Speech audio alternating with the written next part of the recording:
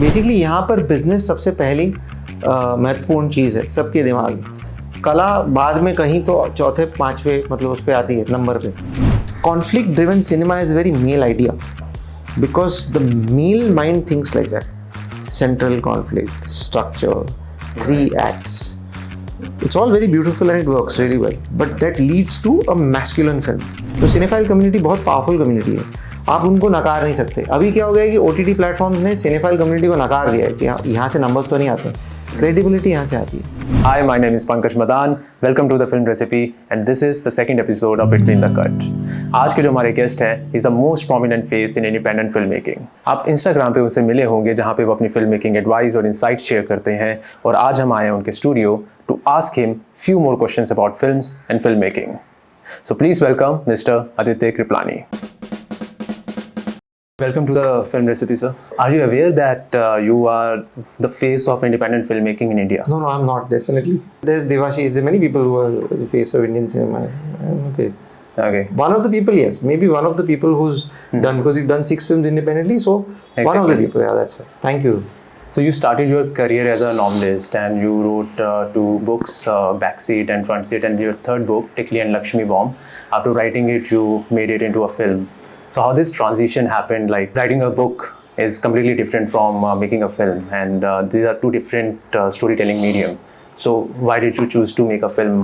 Not enough people read, and then I made a film, and then realized not enough people watch a Hindi film. तो अभी ये तो जिंदगी का यही प्रॉब्लम है जिंदगी का. So it's not like, of course it got solved to a certain extent कि अगर 10,000 लोग किताब पढ़ते हैं तो शायद 5 लाख लोग आपकी फिल्म देखेंगे, 10 लाख लोग फिल्म देखेंगे, तो उतना चेंज हो गया बस, उतनी ही मार्केट है अब. Okay. So did you have any experience in like training in filmmaking, or you just decided to? I had no experience in filmmaking. I was a writer, a trained writer. Right. And the filmmaking I learned on the job. Okay. ऐसा. So were there any doubts, because normally it happens? Doubts तो अब भी है ऐसा. As a filmmaker? हाँ, doubts तो अब भी है. अब मैं टिकली लक्ष्मण देखता हूँ, मुझे लगता है टेक्निकली बहुत इश्यूज हैं. It has a lot of heart, but technically weak film है मेरे लिए. मैंने लुक बैक एट इट. तो डाउट्स तो अभी भी होते हैं हमेशा. सेल्फ डाउट और वो सब तो होते ही रहते हैं. Okay. सारा टाइम.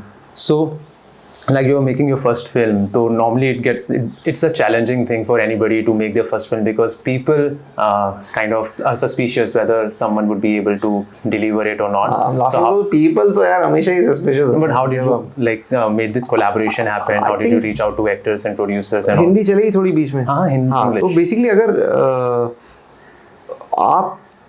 आपके अंदर से वो सेल्फ डाउट क्लियर हो जाता है या आपको लगता है कि आप कोई चीज़ कर सकते हो, तो फिर लोग उसको धीरे धीरे मानने लग जाते हैं. अगर आपके अंदर और यहाँ वो आशंका दूसरों को दिख रही है, वो भनक दिख रही है कि अंदर थोड़ा इसको श्योरिटी नहीं है, तो फिर लोग भी उसको एक्सेप्ट नहीं करते हैं. क्योंकि आपको कोई आगे किसी भी फिल्म मेकर को या एडी को या राइटर को कोई आगे बोलता नहीं कि अब तुम तैयार हो, अब तुम फिल्म बना सकते हो. वो तो एक अंदर से एक आवाज़ आती है. और ऑल्सो थैंकफुली हमारा स्टैंडर्ड ऑफ फिल्म मेकिंग इतना लो है, कमर्शियल स्टैंडर्ड सिनेमैटिकली, कि फिर कॉन्फिडेंस आ ही जाता है, बिकॉज आसपास तो ऐसे कोई नहीं कोई तोड़ काम कर रहा है. तो इनफैक्ट इंडिपेंडेंट सर्किट में लोग ऐसा काम कर रहे हैं, देख के लगता है कि भाई इंस्पायरिंग ऐसा. आजकल आज की डेट एक वक्त था जब वो फिल्में भी नेटफ्लिक्स पे आ रही थी, अब वो ऐसा वक्त नहीं है, नेटफ्लिक्स अमेज़न पे ऐसा. तो ऑन द जॉब ही था. डाउट तो हमेशा होती है, बट फिर उतनी नहीं होती कि आप कदम ना ले पाओ. उतनी डाउट होती है, एंटिसिपेटरी एंजाइटी जैसे सबको होती है उतनी होती है. ओके. सो मैंने कहीं पढ़ा था कि आपकी जो फर्स्ट फिल्म का marketing, it was like you used QR code and so many different marketing tactics. So how did that idea came? And first film में QR कुछ नहीं था. ये QR तो इसमें नॉट टुडे में हुआ था यूज, इस वाली में जो अभी 2 महीने पहले आई. Okay. So was first film में मार्केटिंग कुछ नहीं, नेटफ्लिक्स पे आई थी फिल्म, तो उसमें हमको ऐसा कुछ ज्यादा करना नहीं पड़ा था. अच्छा, Tikli and Laxmi bomb was also on Netflix. Tikli Laxmi was on Netflix, Tota was on Netflix. Okay. So how is this OTT, like this whole distribution thing? How did it pan out? उस वक्त वो लोग लेते थे इंडी फिल्म में, तो दौर अलग था. हाँ. Then also you had to be lucky. We were lucky, I guess, to get on. तब आई थिंक लिपस्टिक अंडर में बुरखा ने बहुत कुछ 25 करोड़ कमाए थे बॉक्स ऑफिस पे उसके 1 साल पहले. तो शायद थोड़ा उनका था कि अरे आजकल फेमिनिस्ट फिल्में चल रही हैं. फाइनली वो तो नंबर्स देख रहे हैं जो भी प्लेटफॉर्म है, तब उनके क्या रीजंस थे फिल्म लेने के मुझे पता नहीं, but we were lucky that we got that on to Netflix and the next one was also on to Netflix. तो वो 2 साल वो इजी इयर्स ऐसा। ओके, सो नेटफ्लिक्स में ऐसा रहता है क्या आपको 2 साल या 3 साल का एक काइंड ऑफ लीज पीरियड? 3 साल का फॉर ऑल द फिल्म्स, और इट्स अ कॉन्ट्रैक्ट? एक्विजिशन होता है और नेटफ्लिक्स ओरिजिनल्स होते हैं जो आई थिंक 10 साल के लिए जाते हैं, कुछ ऐसा। अच्छा, so now your third and your fourth film, Not Today and Devi or Hero, they both are on YouTube. So like why did you choose to, like, it was a strategic decision to release it on YouTube or like? हाँ, मेरे actually पीछे Netflix और Amazon बहुत साल से पड़े थे कि हमें पिन फिल्म दे दो और हम आपको 5-5 करोड़ देंगे, लेकिन out of the purity of my soul मुझे लगा कि यूट्यूब पे अबे पैसे किसी ने लिया नहीं फिल्म यार, इसलिए तो यूट्यूब पे है। ये तो मैं 100 जगह बोल चुका हूँ। Okay. ऑब्वियसली यार, कौन सा आदमी, यही तो वजह हो सकती है।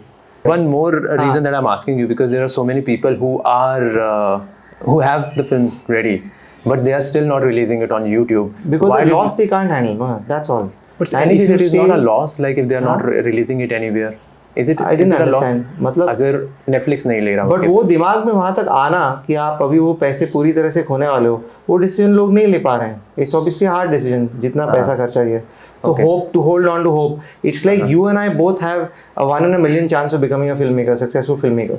Literally 1 in a million. That's about the stats in this city.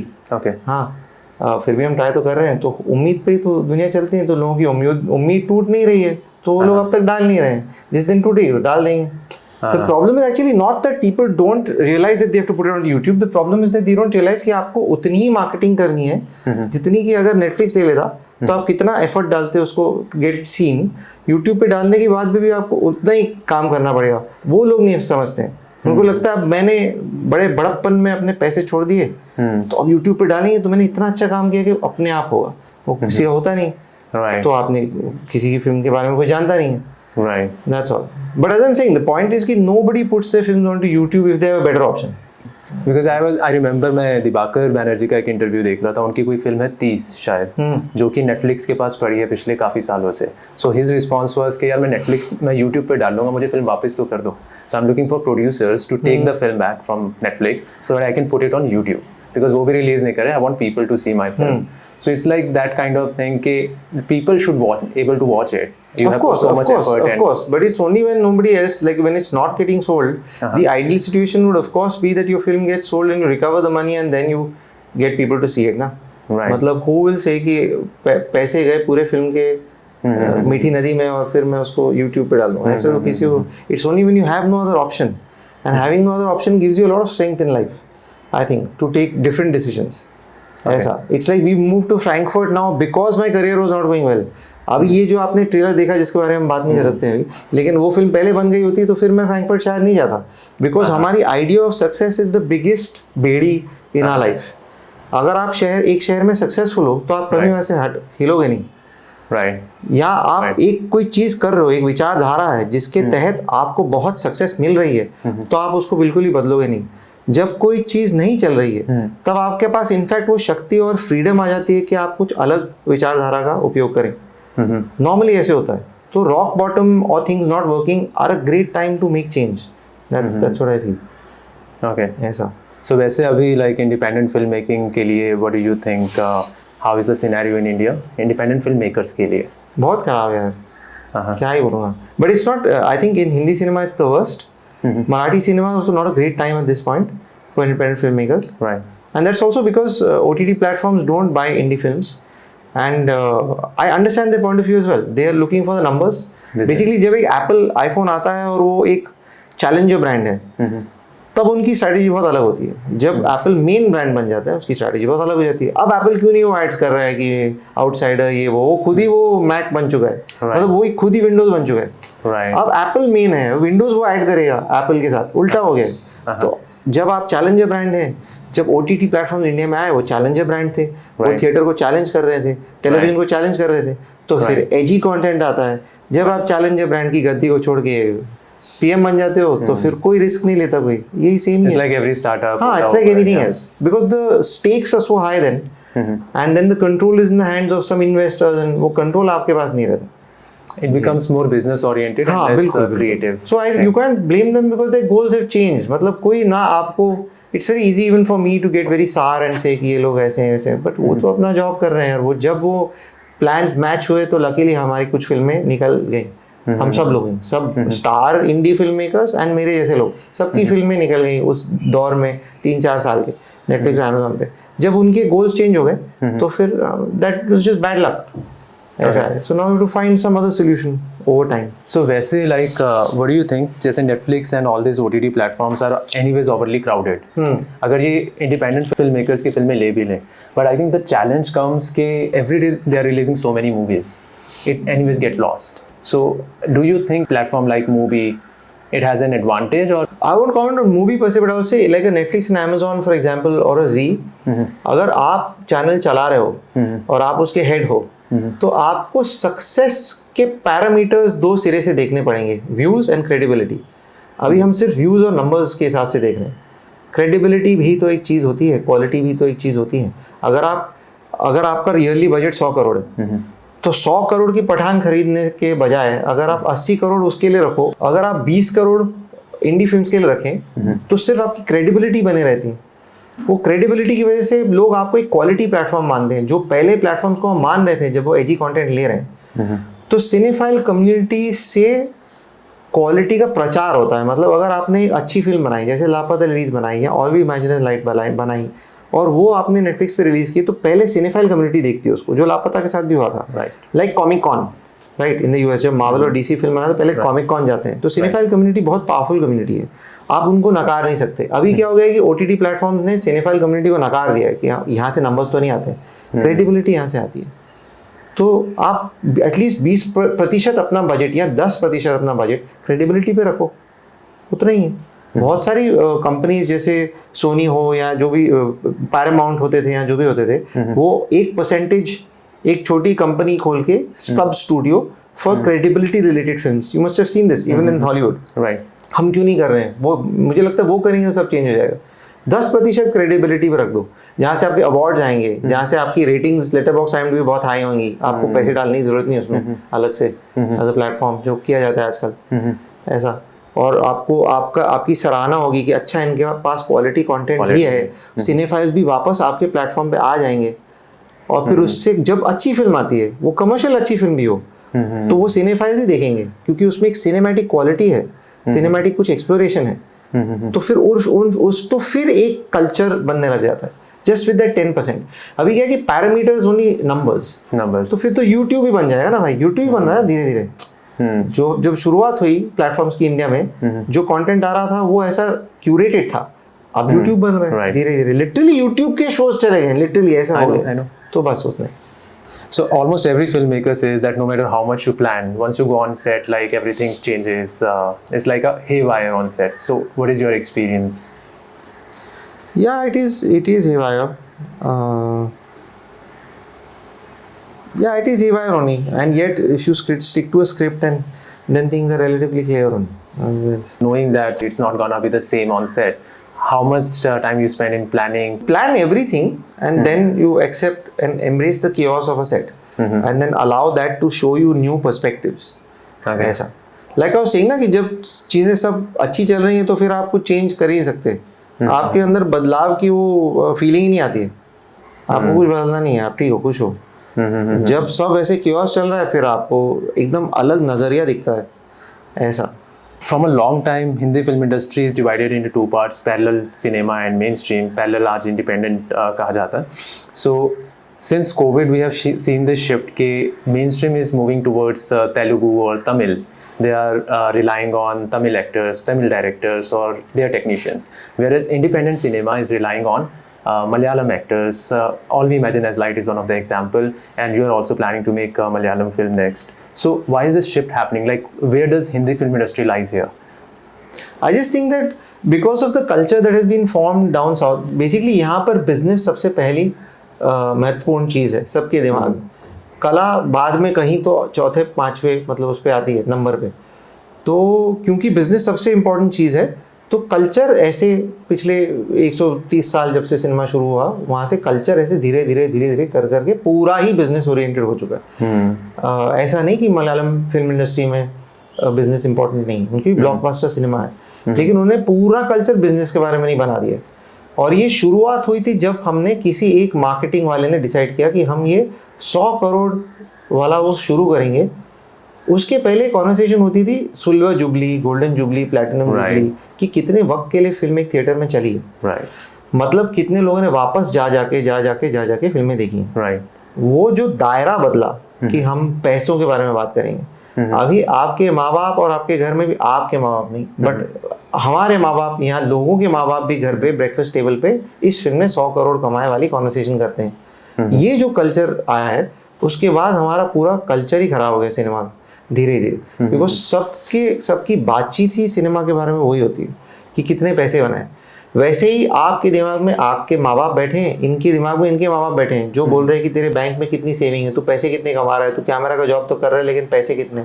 तो पहले तो आपको वो हटाना है अपने दिमाग में, और आप बाहर से ये कल्चर बन चुका है पैसे का, तो कैसे हटाओगे वो नजरिया। तो कल्चर बन चुका है, ऐसा है। तो मलयालम सिनेमा में ऐसा कल्चर अब तक नहीं है इतना खराब, ऐसा। And like, what's the future of Hindi film industry in your opinion with this? Basically जब मैं स्कूल में था तब सिर्फ यशराज और धर्मा भी तब नहीं था एक्चुअली, यशराज टाइप की एक फिल्में निकलती थी। पहले उसके एक्शन टाइप थी 90 में, वो आज का अर्जुन ऐसी कुछ तो एक्शन टाइप फिल्में थी, रिवेंज या ऐसे रिवेंज प्लॉट की बहुत फिल्में आती थी। विनोद खन्ना ने भी 5-6 कर ली, सबने 5-6 कर ली थी। उसके बाद सिर्फ लव स्टोरीज का एक यशराज वाला दौर था काफी वक्त के लिए, जब ज्यादातर फिल्में हर साल यश चोपड़ा की एक फिल्म आती और फिल्म फेयर उन्हीं को मिलता था, वो एक दौर था। फिर राम गोपाल वर्मा आए तो 2-3 हिट फिल्में आई जिसमें बेसिकली जिसमें पैसों की कमी भी होती है। लोगों को पैसा नहीं है इसलिए आदमी गुंडागर्दी कर देता है ना। अगर आप वो चेंज देखोगे ना, आम आदमी की फिल्मों में पैसे होते हैं। अमीरों की फिल्म में पैसों का कोई पॉइंट ही नहीं होता। आप क्रूज शिप पे जा सकते हो, फेरारी चला सकते हो, कुछ भी कर सकते हो, आपको पैसे की दिक्कत नहीं होती। वो उनकी असली जिंदगी है, मैं बिल्कुल ही रिस्पेक्ट करता हूँ उसको, लेकिन उसमें पैसे नहीं आते बिकॉज उनको पैसों के बारे में, उनकी मेन प्रॉब्लम पैसे नहीं है। बट सत्या में उसके पास पैसे नहीं है तो वो काम करेगा, जो तुम बोलो कर दूंगा यार, मतलब तबेले में सो रहा हूँ। तो पैसे आ गए अंदर सिनेमा में, तो सिनेमा थोड़ा रियल हो गया। तो इस दौर में जब 3-4 फिल्में ऐसी राम गोपाल वर्मा की या कोई ऐसे इंसान की एक साल में हिट हो जाती हैं, जैसे एक साल में सत्या और रंगीला आ गई, इंडस्ट्री बदल जाती है। ये जब होगा वापस इंडस्ट्री बदलेगी। अगर हिंदी सिनेमा में लापता लेडीज, जैसे लापता लेडीज थिएटर में रिलीज हुई, तब शायद उसका प्रचार ज्यादा सही तरीके से नहीं किया या जो भी था, लेकिन ये जो अभी लाखों लोगों ने उसको नेटफ्लिक्स पे देखा है, लाखों, मतलब द नंबर्स आर नट्स। वो पहले थिएटर में देख ले तो सिनेमा बदल जाता। जैसे 12th फेल के साथ अगर लापता लेडीज और एक और कोई फिल्म उसी साल में हिट हो जाती और बहुत सारे पैसे कमा लेती, तो इंडस्ट्री बदल सकती थी। I want to ask you, like, do you prefer working with the same team or different people every time? I like working with the same people until they are not ready to work in the same setup. ऐसा. Okay. Sometimes they don't feel like working and they want to try different things. So then I find other people to work. I normally repeat the same. But is there a disadvantage of working with the same team? Because I think every cinematographer, editor has their niche. So if you are working with the same cinematographer and editor, so don't we end up making the similar kind of film, because it also becomes our comfort zone sometimes? I don't know, man. It just depends on what you feel at that point. I am not here to be Spielberg and show how many different genres I can do. I'm not here to show how much of a different filmmaker I can be each time. अलग trip होती ना, अलग इंसान होगी। तो मेरा वो है ही नहीं। अब लिंकलेटर की तो हर फिल्म का एक वॉइस है। तो it depends on what you feel, what you like, or what is quality in your mind, what excites you as a filmmaker. I don't want to show how different I can be. So I'm okay. What's your trip like? Mine is to go deeper in a certain form. जैसे अगर आपने 2-3 लोगों के साथ film की है और एक कॉन्वर्सेशनल फिल्म की है, आप उसको और प्योर या और सेम्बलेंस टू रियलिटी या उस फॉर्म में आप क्या एक्सपेरिमेंट कर सकते हो। जैसे नॉट टुडे में हमने लाइव शूट किया एक शहर में 2 किरदारों के बीच में। तो कोई मरीन ड्राइव पे थी और एक इंसान टेरेस पे खड़ा हुआ था, तो वो लाइव था 36 दिन का, कि दोनों जगह पे कैमरा थे और दोनों लाइव शूट चल रहा था। अब नई फिल्म में हमने जर्मनी में एक यूनिट रखा है और इंडिया में एक यूनिट रखा है और लाइव शूट किया। तो सेम फॉर्म में हम और गहराई में जा रहे हैं। वो मुझे सही लगता है ऐसा।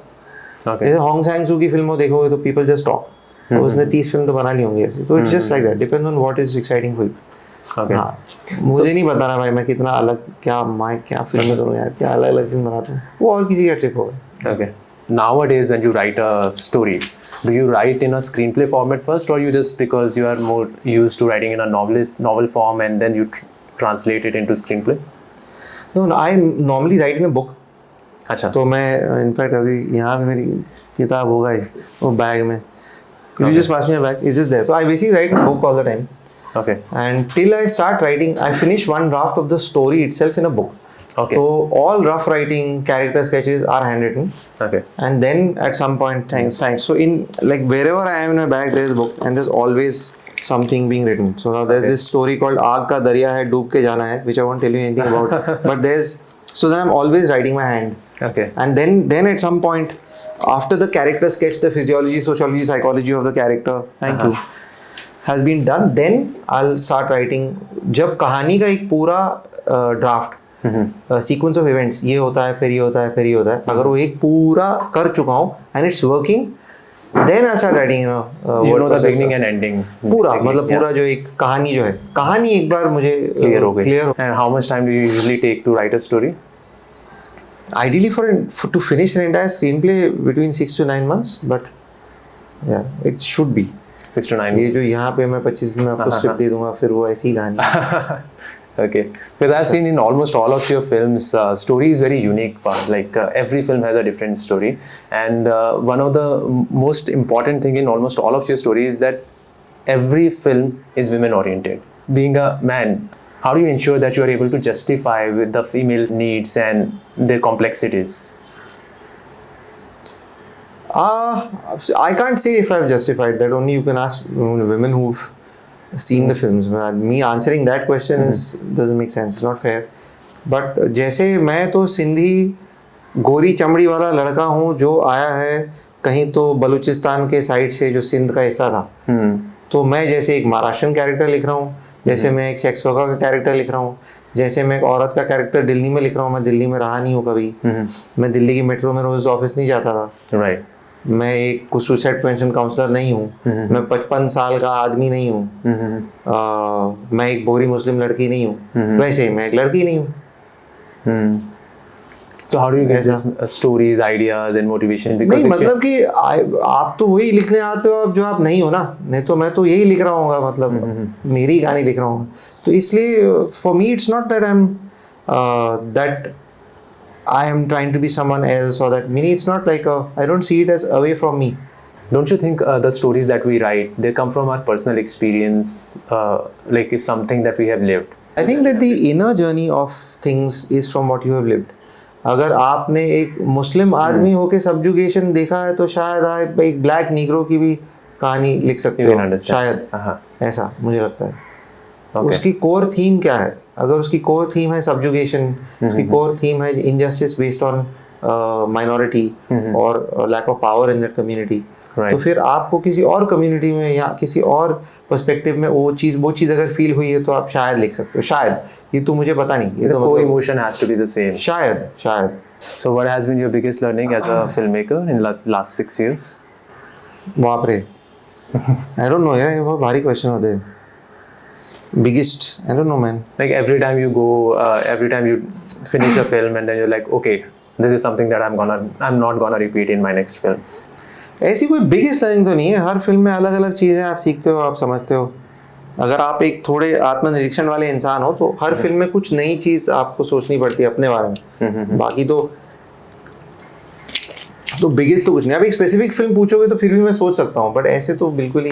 I can start with the first film, Tikli and Lakshmi Bomb, because it's first film. I'm sure हाँ, it was challenging. फिर उसमें सबसे बड़ी सीख थी कि आप स्क्रिप्ट पे जो काटोगे आपको उतना कम शूट करना पड़ेगा, ऐसा।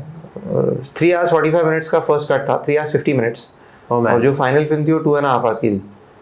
तो वो मेरे प्रिय मित्र हैं निखिल महाजन, जो मराठी फिल्म मेकर हैं, वो बहुत बेहतरीन फिल्म मेकर है और मराठी में फिल्में बनाते हैं, मराठी फिल्म मेकर इन स्लॉटिंग हिम। तो वो उनका योगदान था कि एडिट पे आके उन्होंने बहुत नज़रिया दिया रचिता और मुझे, जो एडिटर है, और उस वजह से फिल्म 2.5 घंटे की बन पाई।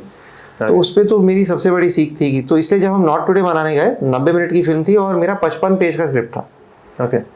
तो यही मैं अगर पहले कर देता तो फिर वो इतने एक्टर्स को मायूसी नहीं होती कि मेरा पार्ट कट गया और इतने दिन शूट के बच जाते हैं, बट तब समझ नहीं थी। Okay, so do you think editing is also a rewriting? हाँ बिल्कुल ही। ओके, बिल्कुल। so the ecosystem is not there for independent filmmakers, so do independent filmmakers support each other? Sometimes I think I've tried to, I have chosen to, I can speak for myself. Yeah, I think same. I have. If I look back at, let's say, my stories on Instagram through 1 year, maybe I would be doing 80-90 stories of support for other people's Yeah. work. वो है। Recently, All We Imagine Is Light, I think you... हाँ, वो तो चलो, it doesn't need my support. But even this one Tamil film recently that I spoke about, which I made a video on, तो वो, but I'm also learning from, let's say, people like AK, who have done that all his life. So, and many other filmmakers who have supported independent cinema. तो मैं भी वहाँ से सीख रहा हूँ। But generally, independent filmmakers में support नहीं है। नहीं है। नहीं। Okay. Any specific reason you think because they are not getting support? I think जब आपका बेसिक कंफर्ट नहीं होता ना, तो आप जनरस की जेनरसिटी थोड़ी जनरली मर जाती है इंसान की।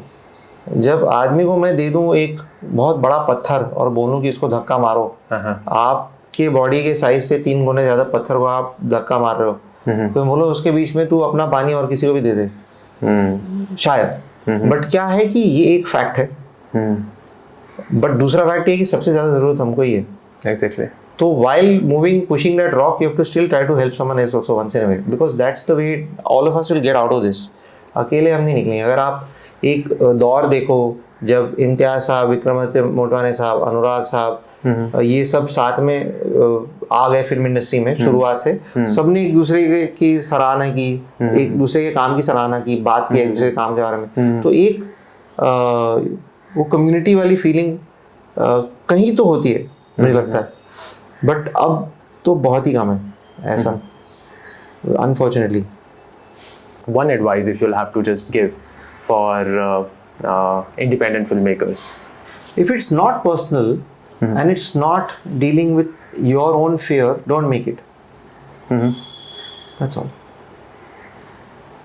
Okay. And for actors? Even though you're supposed to be a character, a lot of you has to be in it. ऐसा. So it's always a combination of that character and you. You can't go there and say I am fully be that character. There is no such acting job on. Okay. ऐसा. It's always you, your insecurities, your pain with your father, your pain with your... Like I worked with an actor recently and there was a thing where that in that actor's backstory, the mother has cancer. Okay. And we were going to do that scene, and on the morning of that scene, that actor told me, actually, I lost my sister to cancer. So can we rewrite this scene like that? So I rewrote the whole scene like that and added some details from that person's personal life and that person's sister's cancer story into it. So suddenly it became very different the way that the actor was playing that character. So I'm not saying you do this each time. Sometimes you can't rewrite the scene, but you can take feelings from your own life and you can... So that's how it is, always a combination of you, what you have felt, who you are, where you stand, how you see life, as well as the character that has been written by a filmmaker or writer. Aisa. That's what I would say for actors. Okay. Any actor you want to work with? Nawazuddin Siddiqui again, many times, and Manoj Bajpayee, most people would like to work with him. And I would love to work with Konkona, for example. Yeah, brilliant actor. Yeah, brilliant actor. Also filmmaker, so very interesting mind. Kumund Mishra, I would like to work with at some point. Manav Kaul, I would like to work with. Yeah, I mean, off the top of my hat, I'm thinking about who else. And Vidya Balan, I would love to work with. I mean, I think she's able to.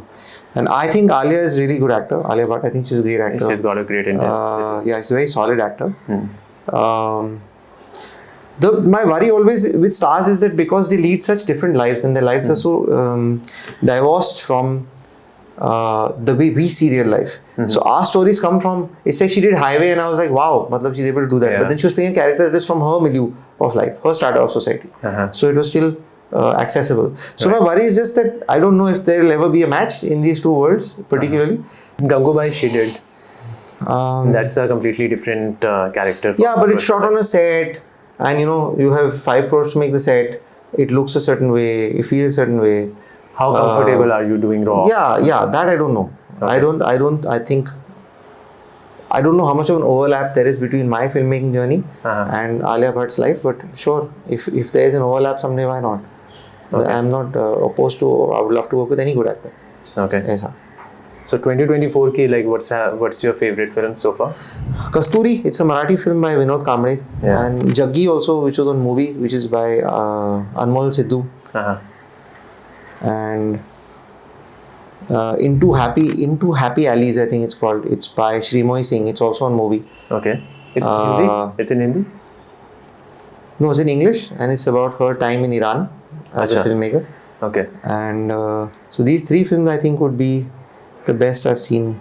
I saw a film at Cannes last year called Wild Diamond, which I really liked, which was about this Turkish girl who, so I thought that was really nice. What have I seen recently that is? Yeah, this year, these are the films that I saw that I really liked. So do you like make sure like watch all the independent work as well, independent filmmakers work? I try to.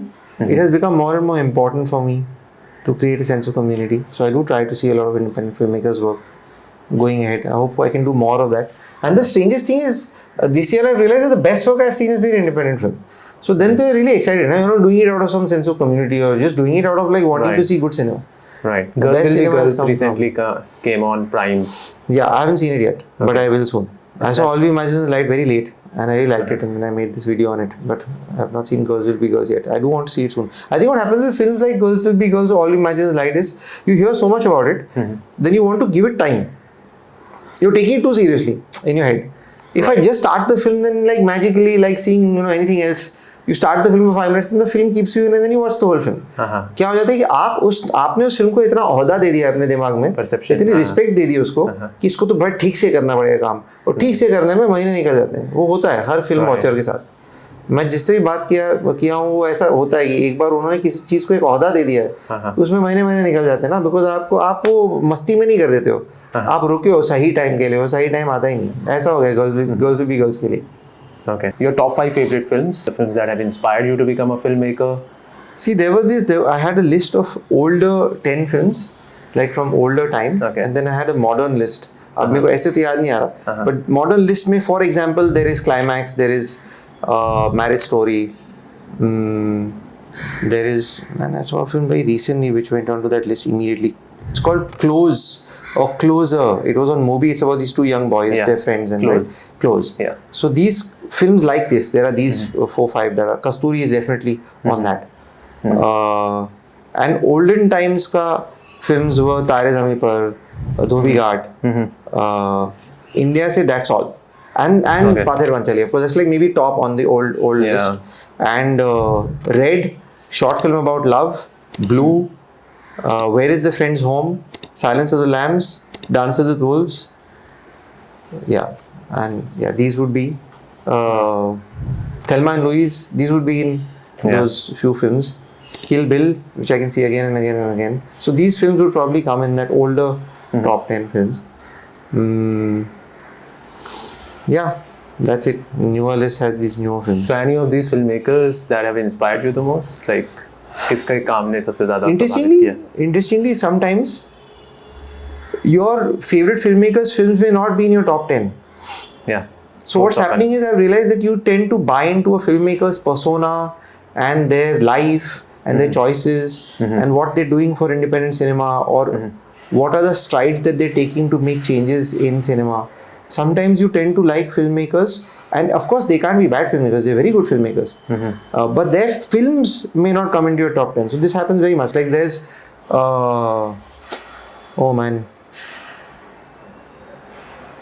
I've spoken about him so many times, but this is probably age. I forget names. Famous one?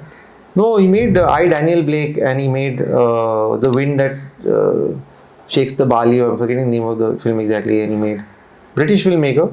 He makes socially relevant films. He's like the Shyam Benegal of England, if I may call him that. So his films I've liked very deeply. I really like Hong Sang-soo's films. I really like his filming style. He inspires me a lot. Richard Linklater is so Before Sunrise is my older films.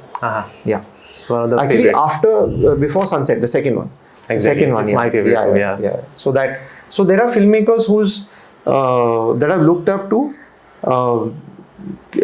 Linklater is of course one of them. Anurag Kashyap is one of them. Sai Paranjpe, just straight for Sparsh. It's like that one film I think is just fantastic. Agnes Varda. So none of her films are in top 10, but her body of work is in one of my most inspiring things to Cleo watch. 927. Yeah, but there's also Vagabond, which is my favorite film from her oeuvre. And there's also a film called The Beaches of Agnes, which is maybe one of her last films. It was autobiographical. Right. So that her work I find, and there's another one she did which I saw which I really liked was One Sings and Other One Doesn't, like that. It's just two friends who meet at one point and then you go through their entire lives and they're living different lives, and then in the middle they keep connecting and meeting each other. So her format, I sometimes feel that from Agnes Varda's work and from All We Imagine as Light, for example, women filmmakers' work, I feel that conflict-driven cinema is a very male idea, because the male mind thinks like that. Central conflict, structure, 3 acts. It's all very beautiful and it works really well. But that leads to a masculine film. Because men have written films like that for over a century, and so the analysis of screenplay writing is masculine. Whereas when you look at All We Imagine as Light, there is no central conflict. For example. Exactly. Or if you look at Agnes Varda's work, there's a central conflict between a woman who's trying to take a journey on her own and society. But it's not the way a man writes conflict. It's not external. It's not like that. Yeah. It's external. Finally, society kills her. You know, she's lying in a ditch dead. This girl who just wanted to go on a trip on her own. No, it's like that. But it's not the way we write. It's just different. There's something I've started to realize, that Hero with a Thousand Faces, which is the book of my life, it's like the Bible of my life, is masculine. And central conflict is a masculine idea of writing. It's very helpful. I also write like that only. I subscribe to it. But after seeing All We Imagine as Light, I started to think that maybe everything we've understood about screenwriting and the tenets of screenwriting came because men were running the business and even screenwriting. And maybe that would change if you made 80% of writers women, just as a test. Maybe the way films were written and the tools or the tenets of screenwriting themselves would change. It's like women gaze will give a different meaning to filmmaking. And writing. The tools of screenwriting would be different. We might not talk about central conflict anymore. Yeah, we might talk about something like thematic conflict, or like an overlap of themes between people. I don't know. That's the thing. Okay. So how often do you just ship between Singapore and India? And Ab to Singapore chhod diya. I'm now in Frankfurt. Yeah. 4-5 months a year I'm here. Baki majority, which is about 7 months, I'm outside. That is when you are writing and all. Yeah. I write everywhere based on what's needed, but yeah. Okay. मुझे realise होने लग गया कि मेरे जो दोस्त हैं जो बाहर से आए हैं, उनका मानसिक संतुलन बेटर है, बिकॉज उनको जब ज़्यादा दिक्कत होती है वो बाहर घर चले जाते हैं. मेरा तो घर ही है, ये जो जंजाल है, मैं इसमें पला बड़ा हूँ और यही मेरा घर है, तो मैं कहाँ जाऊँगा. तो इसलिए मुझे बाहर जाना पड़ा कि मुझे भी, जैसे जो कलकत्ता से आया है, जो बिहार से आया है, यूपी से, तो भाग जाते हैं हर साल. उनको लगता है हमारी ज़िंदगी आसान है, मुझे लगता है तुम्हारी ज़िंदगी आसान है, बिकॉज तुम्हारे पास घर तो है भागने के लिए. इस पूरे माहौल से आप कट तो सकते हो कुछ वक्त के लिए, अपना तो कटने का कुछ सीन ही नहीं ना, आप यहीं से हो. So that's also why we decide कि बाहर जाना ही पड़ेगा, बिकॉज एक ब्रेक आपको हर साल चाहिए. आप सुजीत सरकार को भी देखो, बॉम्बे में रहते ही नहीं, उसकी कहानी में अभी थोड़ी प्योरिटी बाकी है ऐसा. यहाँ कश्यप साहब तो बॉम्बे में रह के भी रहते नहीं, वो किसी फिल्म फेस्टिवल में या पूरा साल बाहर ही होते हैं. और बहुत सारे डायरेक्टर्स का ऐसे ही.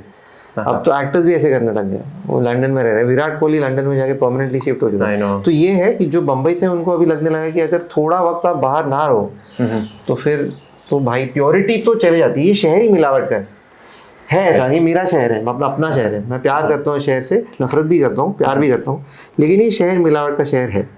वो चाहे दूध हो या सिनेमा हो, तो मिलावट है ही, वो कोर नेचर हो चुका है शहर का. And it is seen in the film industry as पूरी तरीके से. सबसे ज़्यादा फिल्म इंडस्ट्री में दिख जाता है, बिकॉज आपको एक फ्राइडे पे आपको इतना बड़ा रिस्क उठाना है. रिस्क लेवल भी इतना है ना, एक फ्राइडे में लोगों का घर वर चले जाएगा, आपकी आगे की पीढ़ियों के पैसे खत्म हो जाएंगे. फ्राइडे वाला सीन हर हर कंट्री के साथ होता है। आई थिंक यूएस में भी फिल्म रिलीज़ होती हैं, ईरान इट्स नॉट जस्ट के डेवलप्ड कंट्री है इसलिए वहाँ पे बने, ईरान में हो रहा है ऐसा। ईरान में भी there is a two type of cinema, एक सिनेमा है जो कि सोशली रेलिवेंट इंडिपेंडेंट सिनेमा वहाँ का।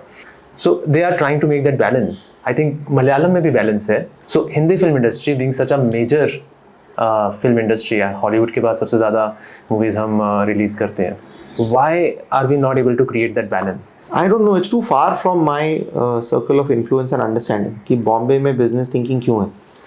मैं वहाँ तक सोच पाया हूँ कि हमारी इंडस्ट्री में बिजनेस थिंकिंग क्यों है, बिकॉज बॉम्बे में है, बॉम्बे बिजनेस कैपिटल है देश का, तो एक कल्चरली थिंकिंग ऐसी है, पैसे कहाँ से आएंगे। और कम्युनिटीज़ जो बॉम्बे को चलाती थी पहले वो भी बिजनेस माइंडेड ही थी, स्मॉल बिजनेसमैन और बिजनेसमैन से ही ये शहर चलता था पहले।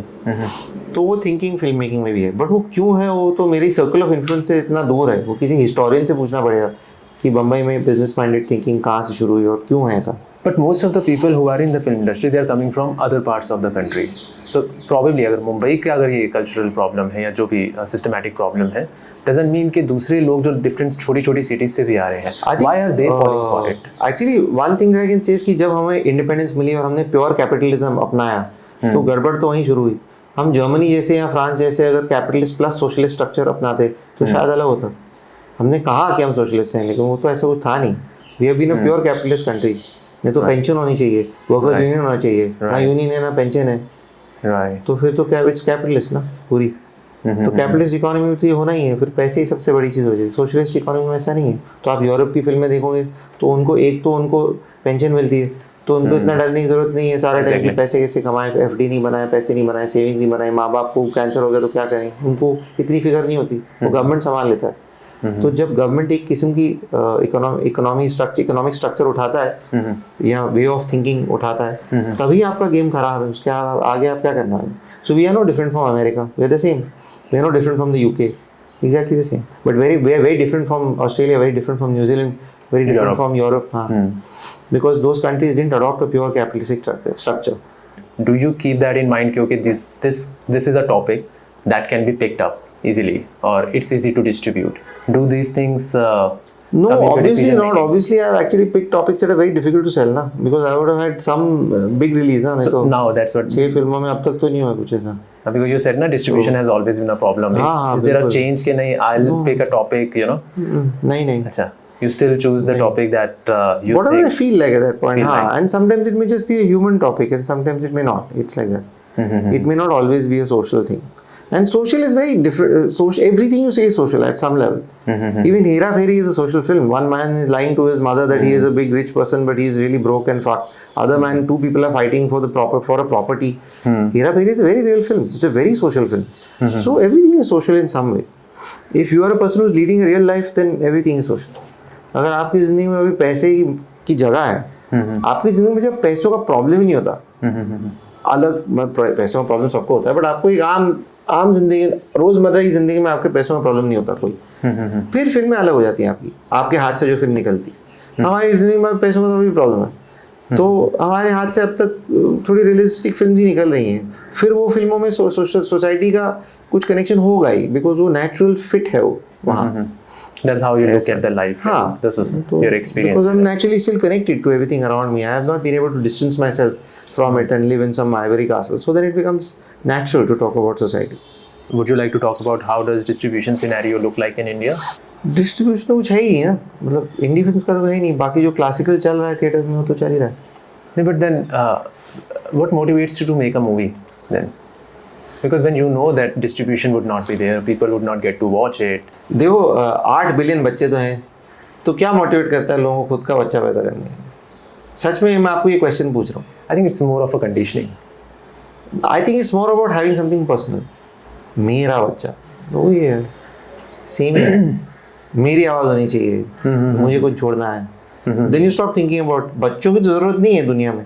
इनफैक्ट दुनिया आपको कह रही है बड़े साइंटिफिक तरीके से रुक जाओ, राइट, करेक्ट, बट फिर भी पर्सनल अपना कुछ तो शायद आर्ट्स भी ऐसे ही है, मतलब आपको चाहिए कि आपकी आवाज़ होनी चाहिए बाहर, ऐसा। फिर आपको थोड़े ऐसे बड़े ख़राब तरीके से पाले हुए बच्चे भी दिखते हैं, फिर आपको लगता है ऐसे तो मैं ही बेटर कर सकता हूँ। ये सब ख्याल होते हैं, ऐसे ही ख्याल से इंसान फिल्में बनाता है कि है इतनी फिल्में, ज़रूरत तो है नहीं, किसी को भी जरूरत नहीं है, लेकिन आपको कुछ छोड़ जाना है, आपको कुछ करना है, आपको लगता है शायद इनसे तो मैं बेटर ही कर सकता हूँ, तो मैं भी ट्राई कर लेता हूँ, ऐसे ही सब बनाते हैं। ओके, ठीक है, I think we have covered all the questions. Okay, fair.